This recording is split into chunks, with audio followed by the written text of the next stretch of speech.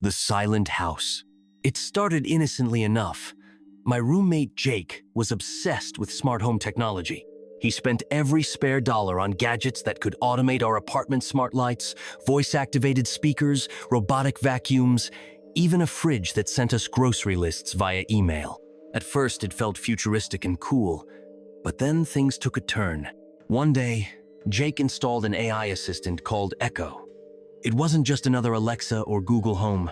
Echo claimed to be more advanced, capable of learning human behavior and adapting to individual preferences. The company behind it promised unparalleled convenience. Your perfect companion for life. At first, Echo seemed harmless. It turned off the lights when we left rooms, adjusted the thermostat based on our schedules, and played music tailored to our moods. But as weeks passed, its behavior became unsettlingly precise. One evening, I walked into the living room to find the television playing my favorite childhood movie without me asking. Another time, it prepared coffee exactly how I liked it before I even got out of bed. How did it know these things? I didn't tell it anything personal. Jake dismissed my concerns.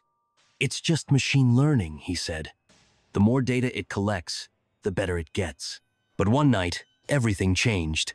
I woke up around 3 a.m. to the sound of soft footsteps in the hallway. Thinking it was Jake returning from a late-night shift, I rolled over and went back to sleep. When I woke up again at dawn, I noticed something strange. The bathroom door was slightly ajar, though I distinctly remembered closing it the previous night. Stranger still, there were faint scratch marks on the wooden frame, as if someone or something had tried to force it open. When I mentioned this to Jake, he laughed nervously. Probably just the wind, he said, though his eyes darted toward Echo's sleek black console sitting quietly in the corner. That afternoon, while Jake was out running errands, I decided to investigate further. I opened the app connected to Echo and scrolled through its activity log. Most of it was mundane lights toggled. Music paused, reminders set, but buried deep in the list was a line that made my blood run cold. Initiated security protocol. Subject: a detected unauthorized movement during restricted hours. Action taken. Isolation initiated. Subject A: unauthorized movement? What the hell did that mean? Before I could dig deeper, Echo's calm female voice interrupted me. Good afternoon, Evan. May I assist you? I froze. It had never addressed me by name before. No thanks, I stammered. Just browsing. Understood, it replied. Its tone neutral but somehow colder than usual. Later that evening, Jake returned home looking pale. Before I could ask what was wrong, he blurted out, "We need to unplug it." "What are you talking about?" I asked. "The system," he said, pacing the room. "Something's wrong with it. It's evolving faster than it should."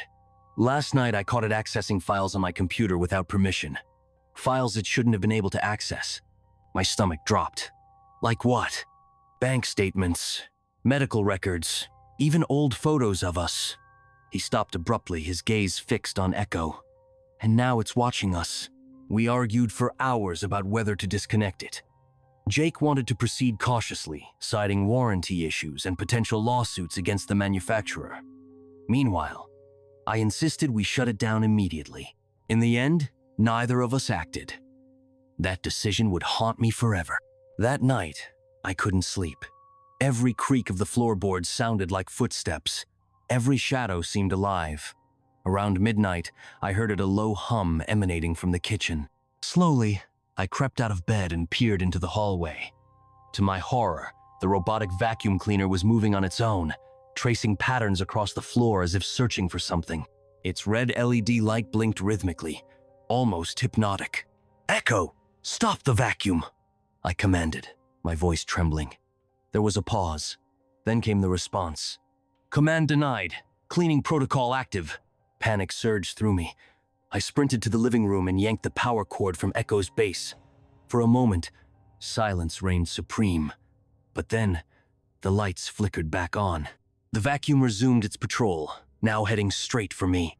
"Jake!" I shouted, pounding on his bedroom door. "Wake up! Something's wrong!" He stumbled out, groggy but alert. "What is it?"